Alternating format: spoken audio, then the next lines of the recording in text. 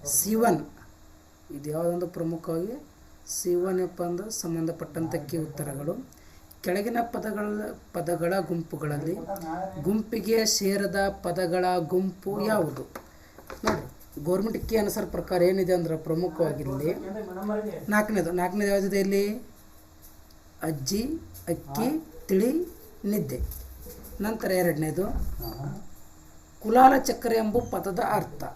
ಎರಡನೇದು ಪ್ರಮುಖ ಉತ್ತರ ಇಲ್ಲಿ 1 ಮಡಿಕೆ ಮಾಡಲು ಕುಂಬಾರನು ಬಳಸುವ ಸಾಧನ. ನಂತರ ಮೂರನೇ ಸಂಬಂಧಪಟ್ಟಂತೆ ಹೊಂದಿಸಿ ಬರೆಯಿರಿ. ಜೋಗದ ಸಿರಿ ಏನಪ್ಪ ಅಂದರೆ KS ನಿಸಾರ್ ಅಹಮದ್, ಮೂಡಲ ಮನೆಯ ಮುತ್ತಿನ ನೀರ ದ.ರಾ ಬೇಂದ್ರೆ, ಆನಂದಮಯ ಈ ಜಗದ ಹೃದಯ ಕುವೆಂಪು, ಹಚ್ಚೇವು ಕನ್ನಡದ ದೀಪ DS ಕರ್ಕಿ ಅವರದು. ಉತ್ತರ ಯಾವುದು ಕೊಟ್ಟಂದ್ರೆ ಪ್ರಮುಖವಾಗಿ ಇಲ್ಲಿ ಮೂರನೇದು 1.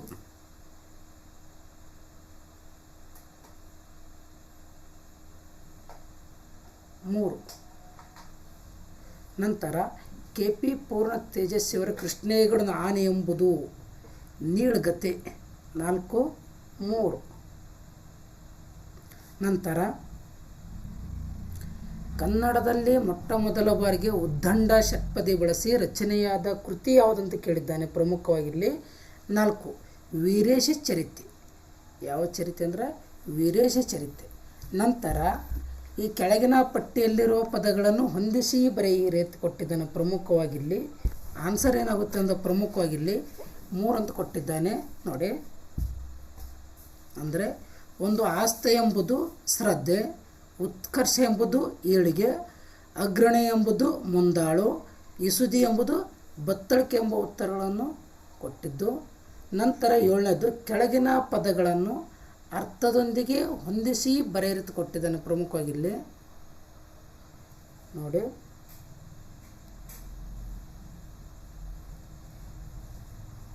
7-4 ಉತ್ತರ ಯಾವುದಾಗ್ತದೆ? ಪ್ರಮುಖ 7ನೇದಿಲ್ಲಿ 4 ನೋಡಿರಿ ಏನೇನು ಕೊಟ್ಟಿದೆ ಪ್ರಮುಖವಾಗಿ 4ನೇದಿಲ್ಲಿ ಉಡುಗಿಸು ಅಂದರೆ ತಗ್ಗಿಸು ಅಂತೇಳಿ, ಕಸಾಯಿ ಅಂದರೆ ಕಟ್ಟು ಕತ್ತಳೆ, ಕಳಬ ಎಂದರೆ ಆನೆಯ ಮರಿ, ಕಪೋತ್ ಎಂದರೆ ಪಾರಿವಾಳ.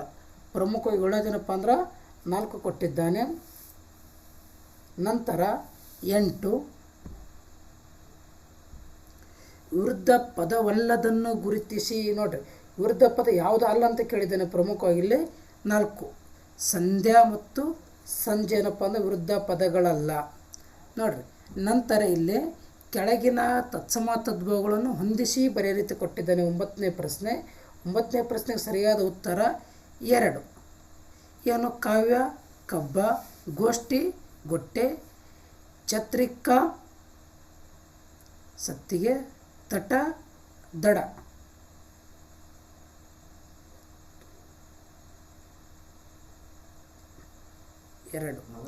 ನಂತರ ಮನೆಯ ತನಕ ಎಂಬುದು ನೋಡ್ರಿ, ಮನೆಯ ತನಕ ಎಂಬುದು 2ನೇದು ಸಾಮಾನ್ಯ ಅವೈತು ಕೊಟ್ಟಿದ್ದಾನೆ. ನಂತರ ಇದು ಕೃದಂತ ನಾಮಕ್ಕೆ ಉದಾಹರಣೆಯಾಗಿದೆ. 11ನೇದು ಪ್ರಮುಖ ಕೃದಂತ ನಾಮಕ್ಕೆ ಉದಾಹರಣೆ ಯಾವುದಂದ್ರೆ 3 ನೋಟ. ನಂತರ ಈ ಮುಂದಿನ ವಾಕ್ಯವನ್ನು ಸರಿಯಾದ ಕ್ರಮದಲ್ಲಿ ಜೋಡಿಸಿ ಅರ್ಥಪೂರ್ಣ ವಾಕ್ಯ ರಚಿಸಿ ಅಂತ ಕೊಟ್ಟಿದ್ದಾನೆ. ಪ್ರಮುಖವಾಗಿ 12ನೇದು 2 BADC ಬಿ ನನಗೆ ಬಿಸಿ ರಕ್ತದ 100 ಯುವಕರನ್ನು ಕೊಡಿ, ನಾನು ನಿಮಗೆ ಸ್ವಾತಂತ್ರ್ಯ ತಂದು ಕೊಡುತ್ತೇನೆ ಅಂತಿದ್ದು ಯಾರು ಹೇಳೋದ್ರಿಂದ ಪ್ರಮುಖವಾಗಿ ಸುಭಾಷ್ ಚಂದ್ರ ಬೋಸ್ರವರು ಹೇಳಿರ್ತಾರೆ. ನಂತರ 13ನೇದು ಪಾಲಿಗೆ ಬಂದಿದ್ದು ಪಂಚಾಮೃತ. ನೋಡಿರಿ ಪಾಲಿಗೆ ಬಂದಿದ್ದು ಪಂಚಾಮೃತಪ್ಪ ಅಂದ್ರೆ ದೊರೆತದರಲ್ಲೇ ಸಂತೃಪ್ತ, ನಮ್ಗೆ ಎಷ್ಟು ಸಿಗ್ತದ್ರೆ ಅದರೇ ಖುಷಿ ಪಡುತ್ತೇಳೇನಂತ. ನಂತರ ತಾವು ಕಡಿಮೆ ಮಾತನಾಡಿದ್ದೀರಿ, ಹೆಚ್ಚು ಕೆಲಸ ಮಾಡಿದ್ದೀರಿ. ಈ ವಾಕ್ಯದಲ್ಲಿ ಮಾತನಾಡಿದ್ದೀರಿ ಮತ್ತು ಮಾಡಿದ್ದೀರಿ ಎರಡೇನಪ್ಪ ಗೆರೆಗಳಿದರ ಯಾವ ಲೇಖನ ಚಿಹ್ನೆಗಳನ್ನು ಬಳಸಬೇಕಂತ ಕೇಳಿದ್ದಾನೆ. ಪ್ರಮುಖವಾಗಿರಲಿ 2ನೇದು ಏನಪ್ಪ ಅಂದ್ರೆ ಮೊದಲನೇದು ಮಾತನಾಡಿದ್ದೀರಿ ಎಂಬುದರಲ್ಲಿ ಅಲ್ಪ ವಿರಾಮ, ನಂತರ ಪೂರ್ಣ ವಿರಾಮ ಅಂದ್ರೆ ಅರ್ಧ ವಿರಾಮ ಮತ್ತು ಪೂರ್ಣ ವಿರಾಮ ಚಿಹ್ನೆಗಳನ್ನು ಬಳಸಬೇಕು. ನಂತರ 15ನೇದು 5, 9, 8, 6, 7 ನೋಡಿರಿ 5, 9, 8, 6, 7 2 ಏನಪ್ಪ ಅಂದ್ರೆ ಉತ್ತರ. ನಂತರ ತ ಥ ದ ದ ನ ಈ ಅಕ್ಷರಗಳ ಸಾಲಿಗೆ ಹೊಂದಿಕೆಯಾಗುವ ಅಕ್ಷರ ಅಥವಾ ಅಕ್ಷರಗಳನ್ನು ಗುರುತಿಸಿ. ನೋಡ್ರಿ, ಅಕ್ಷರ ಅಥವಾ ಅಕ್ಷರಗಳನ್ನು ಗುರುತಿಸಿ.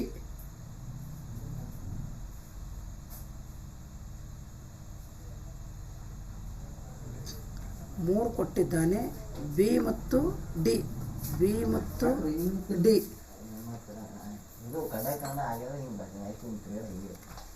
ನೋಡ್ರಿ, ನಂತರ ಮುಂದಿನ ವಾಕ್ಯದಲ್ಲಿ ಸರಿಯಾದ ಲೇಖನ ಚಿಹ್ನೆ ಬಳಕೆಯಾಗಿರುವುದನ್ನು ಗುರುತಿಸಿ. ನೋಡ್ರಿ, 17ದ ಉತ್ತರ ಯಾವುದು ಕೊಟ್ಟಿದೆ ಪ್ರಮುಖವಾಗಿ ಇಲ್ಲಿ 2. ಸಂದರ್ಶನದಲ್ಲಿ ಅಧಿಕಾರಿಗಳು ನನಗೆ ಓದು ಬರುವುದಲ್ಲದೆ ಬೇರೆ ಯಾವ ಹಾಬಿ ಇದೆ ಎಂದು ಸೈಕಲ್ ಸವಾರಿ ಎಂದಳು. ಅಲ್ಲಿ ಸೈಕಲ್ ಅನ್ನು ಏರಿ ಒಂದು ಸುತ್ತು ಬಂದಳು. 17 C1 2. ಇದು ನೋಡ್ರಿ, ಸ್ವಲ್ಪ ಏನಪ್ಪ ಅಂದರೆ ವೇರಿಯೇಷನ್ ಇದೆ. ನಂತರ 18. ಯೋಚಿಸಿ ಕಷ್ಟಪಟ್ಟು ಎಲ್ಲವೂ ರಚನಾತ್ಮಕವಾಗಿ ದುಡಿದರೆ ಸಾಧ್ಯವಾಗುತ್ತದೆ ಖಂಡಿತ. ನೋಡ್ರಿ, ಪ್ರಮುಖವಾಗಿ 18ನೇ ಉತ್ತರ ಯಾವುದಾಗುತ್ತೆ? 3. ಏನಾಗುತ್ತೆ ಇಲ್ಲಿ? ಎಸ್ ಒಂದೇದು ರಚನಾತ್ಮಕವಾಗಿ. ನೋಡಿ, ರಚನಾತ್ಮಕವಾಗಿ ಯೋಚಿಸಿ ದುಡಿದರೆ, ರಚನಾತ್ಮಕವಾಗಿ ಯೋಚಿಸಿ ದುಡಿದರೆ. ಎಸ್ ಏನಿದೆ? ರಚನಾತ್ಮಕವಾಗಿ. ಪಿ ಏನಿದೆ? ಯೋಚಿಸಿ. ಕ್ಯೂ ಕಷ್ಟಪಟ್ಟು. ಟಿ ಅನ್ನೋದು ದುಡಿದರೆ. ಅಂದರೆ ರಚನಾತ್ಮಕವಾಗಿ ಯೋಚಿಸಿ ಕಷ್ಟಪಟ್ಟು ದುಡಿದರೆ ಎಲ್ಲವೂ ಖಂಡಿತ ಏನಪ್ಪ ಅಂದ್ರೆ ಸಾಧ್ಯವಾಗುತ್ತದೆ ಎಂಬ ಅರ್ಥವನ್ನೇನಪ್ಪ ಅಂದ್ರೆ ಕೊಟ್ಟಿದ್ದಾನೆ. ನಂತರ ಪದ ಮತ್ತು ಅರ್ಥಗಳನ್ನು ಹೊಂದಿಸಿ ಬರೆಯಿರಿ. 19ರ ಉತ್ತರ ಯಾವುದು ಕೊಟ್ಟಿರೋದು ಪ್ರಮುಖವಾಗಿ ಇಲ್ಲಿ 4. ನಂತರ ಪಠ್ಯ 1 ಮತ್ತು ಪಟ್ಟಿ 2 ಹೊಂದಿಸಿ ಬರೆಯಿರಿ. 20ನೇ ಉತ್ತರ ಯಾವುದು ಕೊಟ್ಟಿದ್ದಾನೆಂದರೆ 3. ನೋಡ್ರಿ, ಅನ್ವರ್ಥಕ ನಾಮ, ವ್ಯಾಪಾರಿ, ಗುಣವಾಚಕ ಹೊಸ ಬಟ್ಟೆ, ಪ್ರಕಾರವಾಚಕ ಅಂಥದ್ದು, ಕೃದಂತ ಭಾವನಾಮ, ನೋಟ. ನಂತರ ಪದ ಮತ್ತು ಅರ್ಥಗಳನ್ನು ಹೊಂದಿಸಿ ಬರೆಯಿರಿ. ಪಟ್ಟಿ 1 ಮತ್ತು ಪಟ್ಟಿ 2 ಹೊಂದಿಸಿ ಬರೆಯಿರಿ. ನಮ್ಮ ಪ್ರಮುಖ 21ನೇದು 2. ಮುಂದಿನ ಹೇಳಿಕೆಗಳನ್ನು ಗಮನಿಸಿ ಅಂತ ಹೇಳಿದ್ದಾನೆ ಪ್ರಮುಖವಾಗಿ.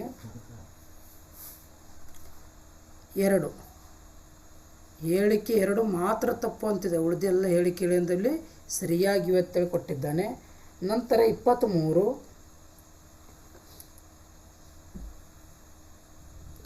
ಸಕಲೇಶ್ವರ ಇದು ಯಾವ ಸಂಧಿಗೆ ಉದಾಹರಣೆ ಅಂತ ಕೊಟ್ಟಿದ್ದಾನೆ.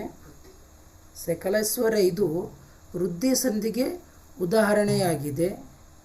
ನಂತರ ಕೆಳಗಿನವುಗಳಲ್ಲಿ ಅನ್ಯ ಪುರುಷವಾಚಕ ಪ್ರತ್ಯಯ ಅಲ್ಲದಿರುವ ಪದ ಯಾವುದು ಅಂತ ಕೊಟ್ಟಿದ್ದಾನೆ.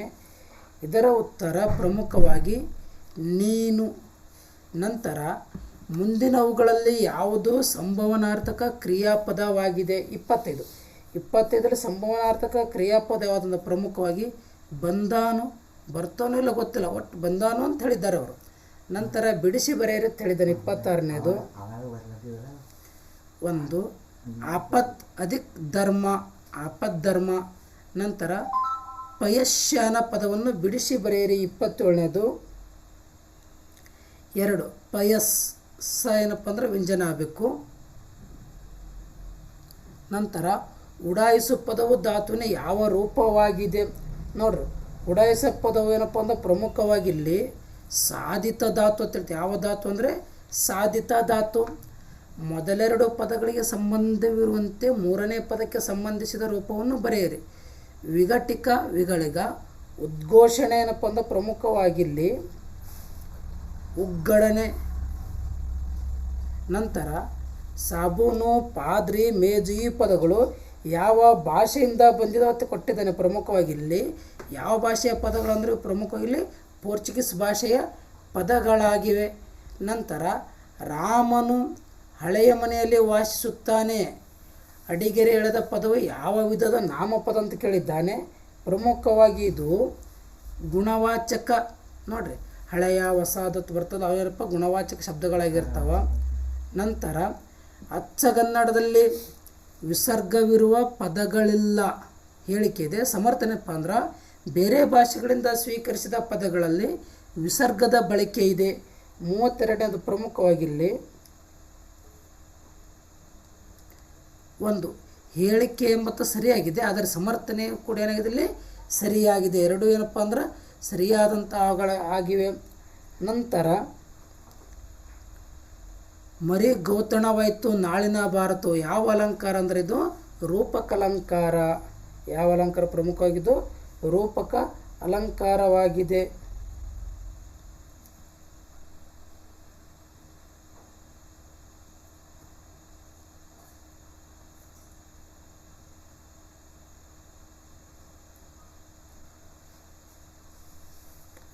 ನಂತರ 34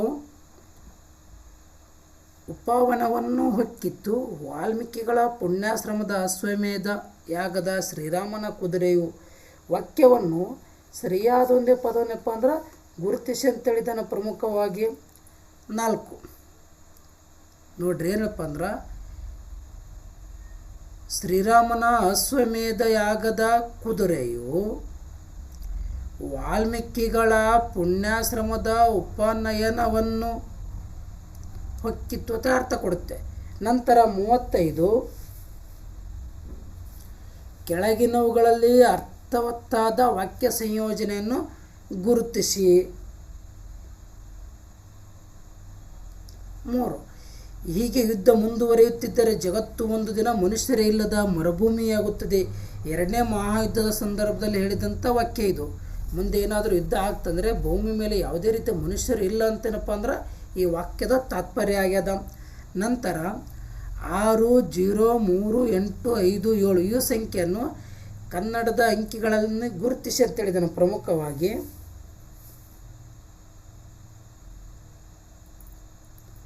ನೋಡ್ರಿ 6, 0, 3, 8, 5, 7. ನಂತರ ಮುಂದಿನ ವಾಕ್ಯಗಳಲ್ಲಿ ಸರಿಯಾದ ಲೇಖನ ಚಿಹ್ನೆ ಬಳಸಲ್ಪಟ್ಟ ವಾಕ್ಯವನ್ನು ಗುರುತಿಸಿ. ನೋಡ್ರಿ ಯಾವುದಾಗ್ತಂದ್ರೆ ಪ್ರಮುಖವಾಗಿ ಇಲ್ಲಿ ಆಹಾ ನೋಡ್ರಿ ಇಲ್ಲೇನಪ್ಪ ಅಂದ್ರೆ ಭಾವಸೂಚಕವಿದೆ. ಸೂರ್ಯನಿಗೆ ಗ್ರಹಣವೇ.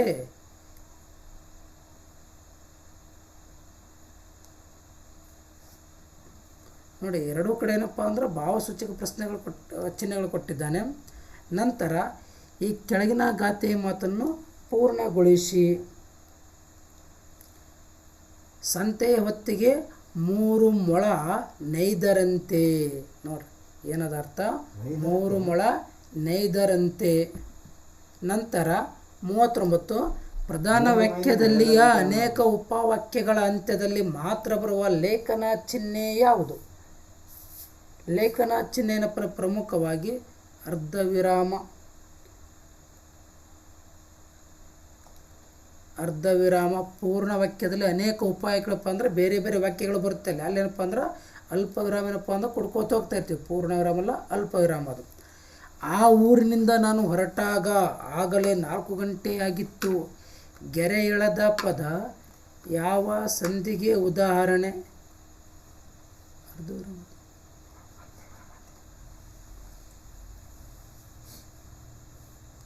ನೋಡ್ರಿ 40ನೇದು ಪ್ರಮುಖವಾಗಿಲ್ಲಿ ಒಂದು ಆ ಊರು ವ ಬಂದಿದಲ್ಲಿ ವ ಮತ್ತು ಎ ಬಂದೊಂದು ಯಾವಾಗಲಪ್ಪ ವಕಾರಾಗ ಮತ್ತು ಯಕಾರಾಮಾಗಿರುತ್ತದೆ. ಆದ್ದರಿಂದ ವಕಾರಾಮ ಸಂಧಿಗೆ ಉದಾಹರಣೆಯಾಗಿದೆ.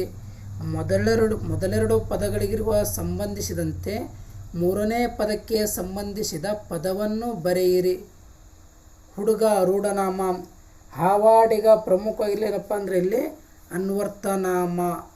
ಕುಂಟ, ಕುರುಡ, ಶಿಕ್ಷಕ ಇವೆಲ್ಲನಪ್ಪ ವೃತ್ತಿಯ ಮೇಲೆ ವಿಂಗಡಣೆ ಮಾಡ್ತೇವೆ. ಅವೆಲ್ಲಪ್ಪ ಅನ್ವರ್ಥ ನಾಮಗಳಿಗೆ ಉದಾಹರಣೆಗಳಾಗಿರ್ತವೆ. ಎಳೆಗರು ಈ ಸಂಧಿ ಪದವನ್ನು ಬಿಡಿಸಿ ಬರೆಯಿರಿ. ಪ್ರಮುಖವಾಗಿ ಏನಪ್ಪ ಅಂದ್ರೆ ಎಳೆ ಅಧಿಕ್ ಕರು ಅನ್ನೋದೇನಪ್ಪ ಅಂದ್ರೆ ಉತ್ತರವಾಗಿರ್ತದ. ನಂತರ ಕೆಳಗಿನವುಗಳಲ್ಲಿ ಸರಿಯಾದ ವಾಕ್ಯ ಸಂಯೋಜನೆಯನ್ನು ಗುರುತಿಸಿ. 10ನೇ ಶತಮಾನದ ಕನ್ನಡ ಸಾಹಿತ್ಯದ ಸುವರ್ಣಯುಗ ಅಂತ ಕರೆಯಲಾಗ್ತದೆ. 10ನೇ ಶತಮಾನ ಎದಕ್ಕೆ ಹೋಲಿಕೆ ಮಾಡ್ತಾವೆ ಅಂದ್ರೆ ಸುವರ್ಣಯುಗ. ನಾವೇನಪ್ಪ ಅಂದ್ರೆ ಗುಪ್ತರ ಕಾಲವನ್ನು ಸುವರ್ಣಯುಗ ಅಂತ ಕರಿತೀವಲ್ಲ, ಅದೇ ರೀತಿ 10ನೇ ಶತಮಾನ ಕೂಡ ಏನಪ್ಪ ಅಂದ್ರೆ ಸುವರ್ಣಯುಗಕ್ಕೆ ಹೋಲಿಕೆ ಮಾಡಲಾಗ್ತದೆ. ನಂತರ ಮುಂದಿನ ಪದ ಜೋಡಣೆಗಳಲ್ಲಿ ಸರಿಯಾದ ಹೊಂದದ ಜೋಡಣೆಯನ್ನು ಗುರುತಿಸಿ. ಯಾವ ಪದ ಏನಪ್ಪ ಅಂದ್ರೆ ಸರಿಯಾಗಿ ಜೋಡಣೆ ಆಗಲ್ಲ ಅಂತ ಹೇಳಿದಾನೆ ಪ್ರಮುಖವಾಗಿ ಆತ. ಋಷಿ ಋಣ ಇದೇನಪ್ಪ ಯಾವುದೇ ರೀತಿಯಿಂದ ಸರಿಯಾದಂಥದ್ದು ಆಗಲ್ಲ ಅಂತ ಹೇಳ್ತಾನೆ ಆತ. ನಂತರ ಮುಂದಿನ ಹೊಂದಾಣಿಕೆಗಳಲ್ಲಿ ಸರಿಯಾದುದನ್ನು ಗುರುತಿಸಿ. ಯಾವುದು ಸರಿಯಾಗಿದೆ ಅಂತೇನಪ್ಪ ಅಂದ್ರೆ ಗುರುತು ಮಾಡುತ್ತೆ ಹೇಳ್ತಾನೆ ಆತ. ಪ್ರಮುಖವಾಗಿ ಯಾವುದಂದ್ರೆ ಗುಣವಾಚಕ ಗುಣ ತಿಳಿಸಕತ್ತದಲ್ಲಿ, ಕೆಟ್ಟದ್ದು ಯಾವುದು ಒಳ್ಳೆಯದು ಯಾವುದಪ್ಪ ಗುಣ ತಿಳಿಸಕತ್ತದ, ಅದಕ್ಕೇನಪ್ಪ ಅಂದ್ರೆ ಇದು ಸರಿಯಾಗ್ಯದ. ನಂತರ ಈ ಪಟ್ಟಿಯಲ್ಲಿನ ತತ್ಸಮಗಳನ್ನು ಪಟ್ಟಿಯಲ್ಲಿನ ತದ್ಭವಗಳೊಂದಿಗೆ ಹೊಂದಿಸಿ ಅಂತ ಹೇಳಿದ್ದಾನೆ. ನೋಡ್ರಿ, 1 ಪುಸ್ತಕ ಹೊತ್ತಗೆ, ಸಂಸ್ಕೃತ ಸಕ್ಕದ, ಕರ್ತೃ ಕರ್ತಾರ, ದೀಪಿಕಾ ದೀವಿಗೆ. ಇದೇನಪ್ಪ ಅಂದ್ರೆ ಪ್ರಮುಖ ಉತ್ತರ ಯಾವುದಾಗುತ್ತೆ ಇಲ್ಲಿ 1. ನಂತರ 49 ಗುಂಪಿಗೆ ಸೇರದ ಪದ ಜೋಡಿಸಿ ಬರೆಯಲಿ ಅಂತ ಹೇಳ್ತಾರೆ. ಯಾವುದು ಸೇರಲ್ಲ ಅದು ಜೋಡಿಸ ಅಂತ ಹೇಳಿದ ಪ್ರಮುಖವಾಗಿ. ನೋಡ್ರಿ, ಯಾವುದಂದ್ರೆ 4 ಡಿ ಮಾತ್ರ, ತೆಗಳಿಕೆ ಬಿಕ್ಕಳಿಕೆ ಎರಡೇನಪ್ಪ ಅಂದ್ರೆ ಆಗಲ್ಲ ಇದು. ನಂತರ ಅಕ್ಷರವನ್ನು ವರ್ಣ ಎಂದು ಮೊಟ್ಟ ಮೊದಲ ಬಾರಿಗೆ ಕರೆದವರು ಯಾರು? ನೋಡ್ರಿ, ಯಾವುದಂದ್ರೆ ಇಲ್ಲಿ ಕೇಶಿರಾಜ ಶಬ್ದಮಣಿ ದರ್ಪಣ ಬರೆದಂಥ ಕೇಶಿರಾಜ ಏನು ಮಾಡ್ತಾನೆ ಅಂದ್ರೆ ಇಲ್ಲಿ ಅಕ್ಷರವನ್ನು ವರ್ಣ ಅಂತೇಳಿ ಕರಿತಾನೆ.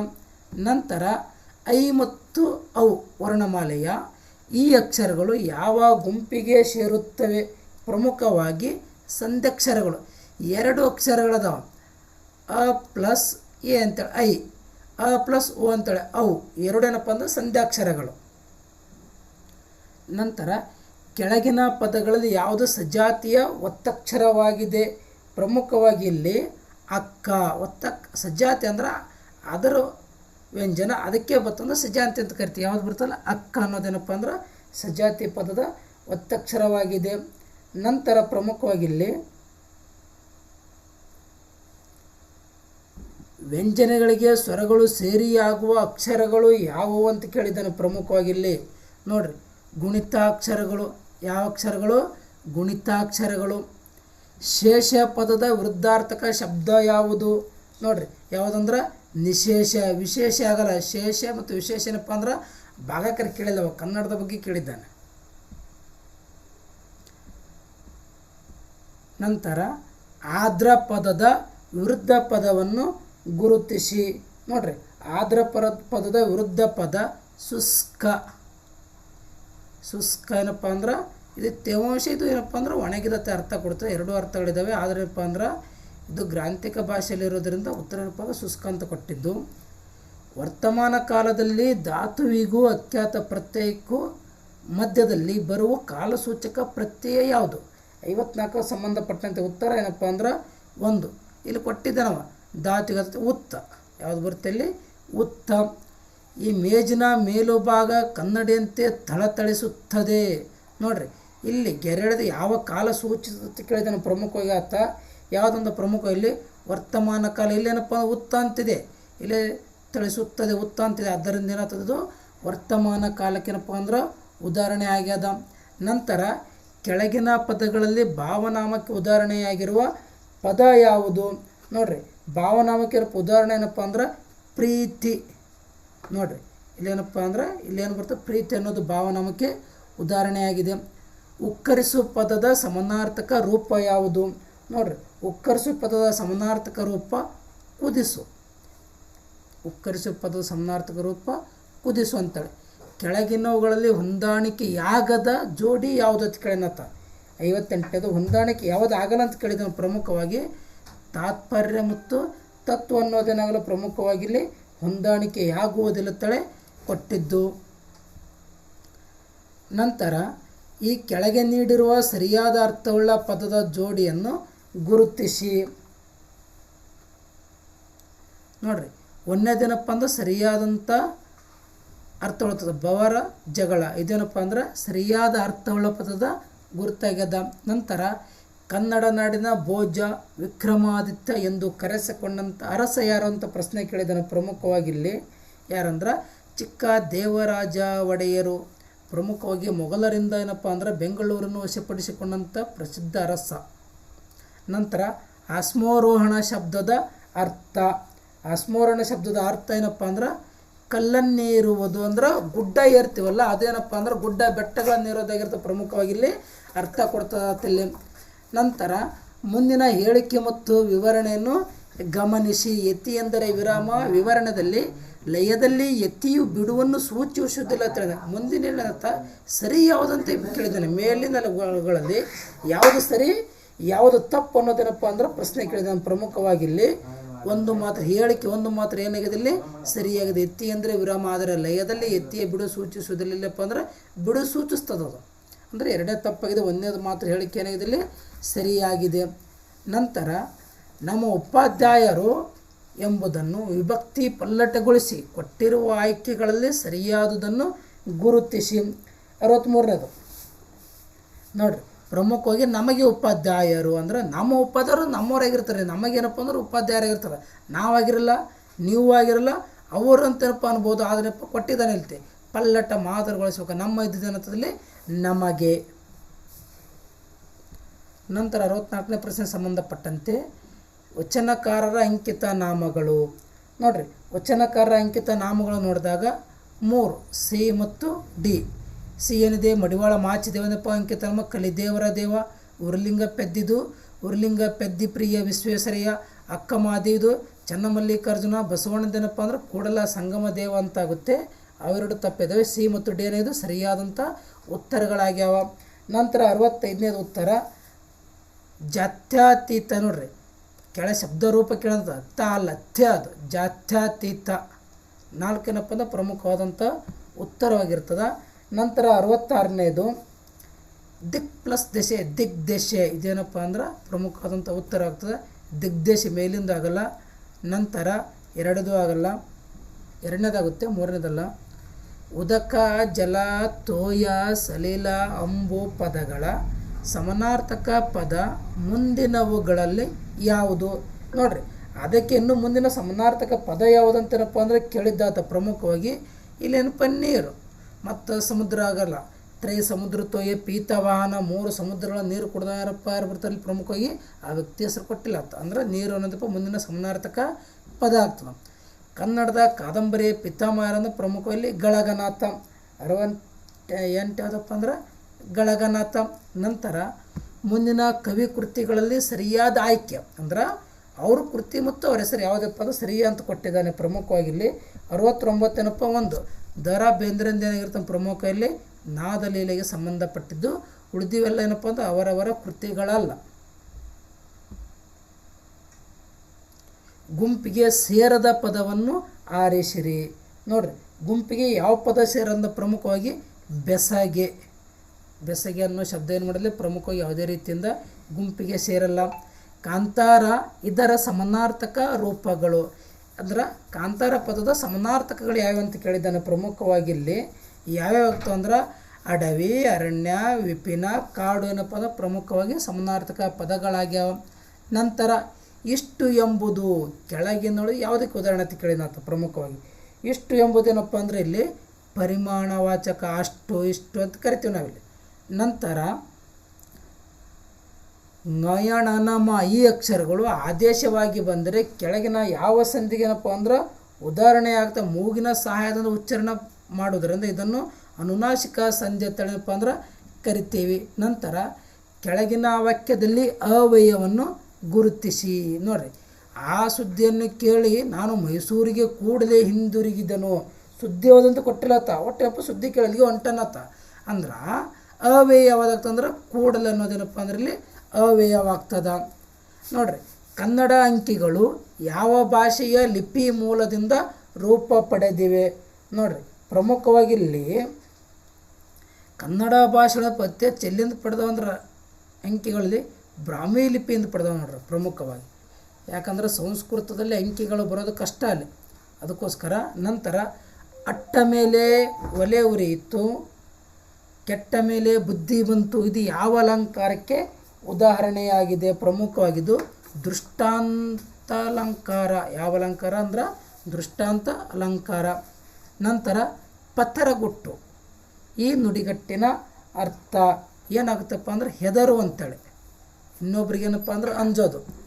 ನಂತರ ಈ ಕೆಳಗಿನ ವಾಕ್ಯದಲ್ಲಿ ಗೆರೆ ಎಳೆದ ಪದದ ಸರಿಯಾದ ರೂಪ ಅಂತ ಕೇಳನತ್ತ. ಭ್ರಷ್ಟಾಚಾರ ಯಾವ ರೀತಿ ಕರೆಕ್ಟಾಗಿ ಬರುತ್ತೆ ಅನ್ನೋದು ಕೇಳಂದ. ಪ್ರಮುಖವಾಗಿದ್ದು ಒಂದನೇದು ಭ್ರಷ್ಟಾಚಾರ. ಕೆಳಗಿನ ಪದದ ಸರಿಯಾದ ರೂಪವನ್ನು ಗುರುತಿಸಿ. ನೋಡ್ರಿ, ಸರಿಯಾದ ಪದಪ್ಪ ಅಂದ್ರೆ ಪಾರಮಾರ್ಥಿಕ.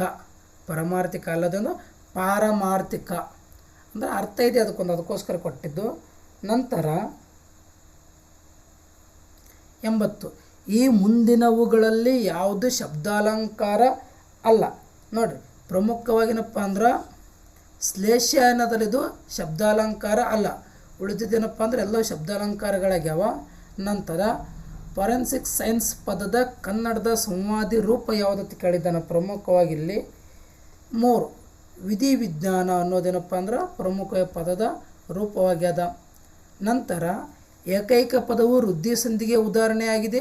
ಊರಲ್ಲೆಂಬುದು ಯಾವ ಸಂಧಿಗೆ ಉದಾಹರಣೆ ಅಂತ ಕೇಳಿದ. ಪ್ರಮುಖವಾಗಿ ಊರು ಪ್ಲಸ್ ಅಲ್ಲಿ ಊರಲ್ಲೇನಪ್ಪ ಅಂದ್ರೆ ಲೋಪ ಸಂಧಿಗೆ ಉದಾಹರಣೆ ಆಗ್ಯದ. ನಂತರ ಕಳುವ್ಯಾರೆ ಪದದ ಗ್ರಾಂಥಿಕ ರೂಪ ಯಾವುದಂತ ಕೇಳಿದ್ದಾನೆ. ಪ್ರಮುಖವಾಗಿ ಇಲ್ಲಿ ಕಳುಹಿಸಿದ್ದಾರೆ. ಈಗಲಪ್ಪ ಅಂದ್ರೆ ಕೊಟ್ಟು ಕಳಿಸ್ಯಾರ ಅಂತೇಳಿ ಏನರ್ಥ, ಕಳುಹಿಸಿದ್ದಾರೆ. ನಂತರ ಕರ್ಮಣಿ ಪ್ರಯೋಗದಲ್ಲಿ ಕ್ರಿಯಾಪದದ ಲಿಂಗವು ಯಾವುದಾಗಿರುತ್ತದೆ. ನೋಡ್ರಿ, ಇಲ್ಲಿ ಪ್ರಮುಖವಾಗಿ ನಪುಸಂಕಲಿಂಗ ಆಗಿರ್ತದೆ. ನೋಡ್ರಿ, ಯಾವುದಾಗಿರ್ತದೆ? ನಪುಸಂಕಲಿಂಗ ಅನ್ನೋದಪ್ಪ ಅಂದ್ರೆ ಆಗಿರ್ತದೆ.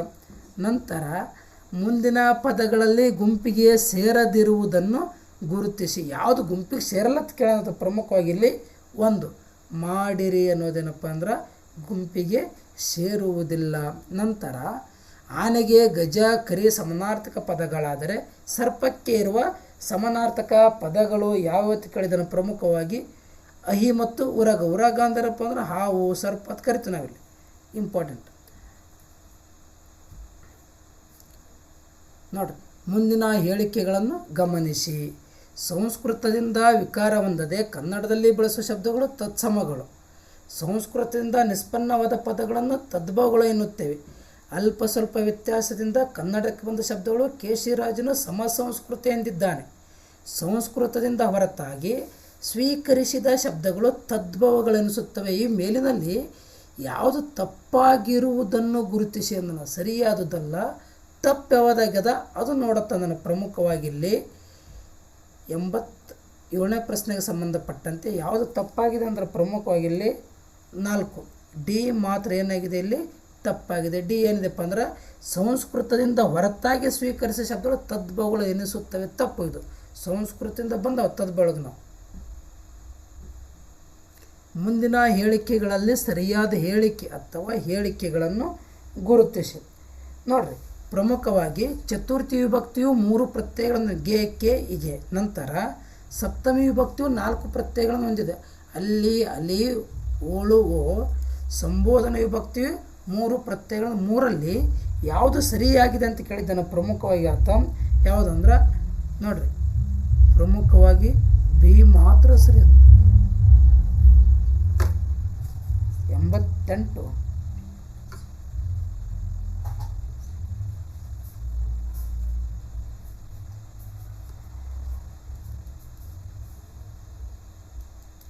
ಗೌರ್ಮೆಂಟ್ ಕೆನ್ಸಲ್ಲಿ 2 ಮಾತ್ರ ಕೊಟ್ಟಿದ್ದಾನೆ ಆತ.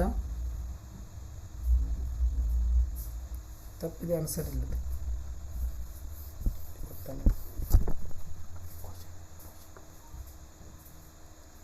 ನೋಡಿ, ನಂತರ ಹರಿಸಮಾಸ ದೋಷ ಯಾವ ಸಂದರ್ಭಗಳಲ್ಲಿ ಕಂಡು ಬರುವುದಿಲ್ಲ.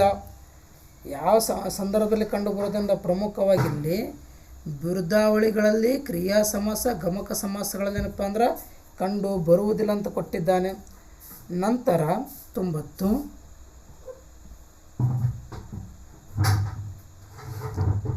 ನೋಡ್ರಿ, ಭೀಮನು ತನ್ನ ಬಲಗಾಲಿನಿಂದ ಚಂಡನ್ನು ಒದ್ದನು. ಈ ವಾಕ್ಯದಲ್ಲಿ ಬಳಕೆಯಾಗಿರುವ ಪ್ರತ್ಯಯಗಳನ್ನು ಕಾರಕಾರ್ಥಗಳೊಂದಿಗೆ ಹೊಂದಿಸಿ.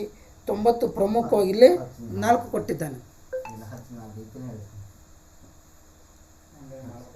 ನಂತರ ಅಕ್ಷರ ದೋಷ ಇಲ್ಲದ ಪದವನ್ನು ಗುರುತಿಸಿ. ಯಾವ ದೋಷನಪ್ಪ ಅಂದ್ರೆ ಇಲ್ಲಂತ ಕೇಳೋಣಂತ. ಪ್ರಮುಖವಾಗಿ ಆಶೀರ್ವಚನ ಅನ್ನೋದೇನಪ್ಪ ಅಂದ್ರೆ ಸರಿಯಾದ ಪದವಾಗ್ಯದ. ಕರ್ಮಧಾರೆಯ ಸಮಾಸಕ್ಕೆ ಸಂಬಂಧಿಸಿದಂತೆ ಈ ಮುಂದಿನ ಯಾವ ಹೇಳಿಕೆಗಳು ತಪ್ಪಾಗಿವೆ ಅಂದ್ರೆ ಸರಿಯಾದಲ್ಲ, ತಪ್ಪಾದ ಹೇಳಿಕೆ ಕೇಳಿದ್ದಾನೆ ಪ್ರಮುಖವಾಗಿ. ಅದು 92ನೇದು. 4 ಏನಪ್ಪ, ಎ ಬಿ ಸಿ ಏನಪ್ಪ ಅಂದ್ರೆ 3 ಏನಾಗಿಲ್ಲಿ ಸರಿಯಾಗ್ಯಾವ. ಯಾವ ವಾಕ್ಯಗಳು ಏನಾಗಿಲ್ಲಿ ತಪ್ಪಿಲ್ಲ. ನಂತರ ಸ್ತ್ರೀ ಎಂಬ ಶಬ್ದದಲ್ಲಿ ಇರುವ ವ್ಯಂಜನಗಳ ಸಂಖ್ಯೆಗಳನ್ನು ಗುರುತಿಸಿ. ನೋಡಿ ಪ್ರಮುಖ ಏನಪ್ಪ ಅಂದ್ರೆ 3 ಅದಾವಿಲ್ಲಿ. ಯಾವ್ಯಾವ್ದವ? ಸದ, ತದ, ರದ 3 ಏನಪ್ಪ ಅಂದ್ರೆ ವ್ಯಂಜನ ಕಂಡು ಬರ್ತಾವ. ನಂತರ 94 ಅನುಸ್ವಾರ ಮತ್ತು ವಿಸರ್ಗ ಎರಡನ್ನೂ ಒಳಗೊಂಡಿರುವ ಪದಗಳಲ್ಲಿ ತಪ್ಪಾದ ಪದ ಯಾವುದಂತ ಕೇಳೋಣ. ಪ್ರಮುಖವಾಗಿಲ್ಲಿ 4ನೇದು ಅಂತರಂಗ. ನೋಡ್ರಿ ಅಂತರಂಗ ಏನಪ್ಪ ಅಂದ್ರೆ ತಪ್ಪಾದ ಪದ ಆಗ್ಯದ. ನಂತರ ಮಗುವ ಹಾಲನ್ನು ಕುಡಿಯಿತು. ಈ ವಾಕ್ಯದಲ್ಲಿ ಗೆರೆ ಎಳೆದಿರುವ ಪದದ ಧಾತುವಿಗೆ ಸೇರಿದ ಅಖ್ಯಾತ ಪ್ರತ್ಯಯ ಯಾವುದು? ನೋಡ್ರಿ ಯಾವುದಂದ್ರೆ ಇತು. ಕುಡಿಯಿತು. ನೋಡ್ರಿ ಇತು ಹತ್ತಿದೆ ಇಲ್ಲಿ, ಕುಡಿಯಿತು.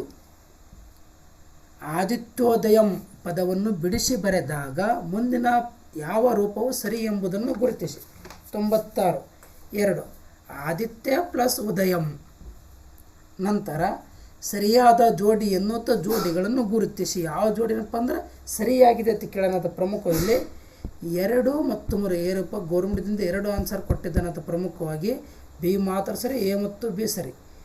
ಎ ಮತ್ತು ಬಿ ಸರಿ, ಜೊತೆಗೆ ಬಿ ಮಾತ್ರ ಸರಿ. 2 ಏನಪ್ಪ ಅಂದ್ರೆ ಉತ್ತರಗಳನ್ನು ಕೊಟ್ಟಿದ್ದಾನೆ. ನಂತರ ದೊಡ್ಡ ಹುಡುಗನು ಈ ಸಮಾಸ ಪದದ ವಿಗ್ರಹ ವಾಕ್ಯ ರೂಪ ಯಾವುದು? ನೋಡಿರಿ ಪ್ರಮುಖ 98ನೇದು ಯಾವುದಂದ್ರೆ ಪ್ರಮುಖ ಇಲ್ಲಿ 4 ದೊಡ್ಡವನು ಪ್ಲಸ್ ಹುಡುಗ. ಯಾವುದಂದ್ರೆ ದೊಡ್ಡ ಹುಡುಗನಪ್ಪ ಅಂದ ಅರ್ಥ ಕೊಡ್ತದ. ನಂತರ ಇವುಗಳಲ್ಲಿ ಯಾವುದು KS ನಿಸಾರ್ ಅಹಮದ್ ಸಾಹಿತ್ಯ ಕೃತಿಯಲ್ಲ. ನೋಡ್ರಿ ಇದರಲ್ಲಿ ಯಾವುದೊಂದು ಅಲ್ಲಂದ್ರೆ ಪ್ರಮುಖವಾಗಿತ್ತ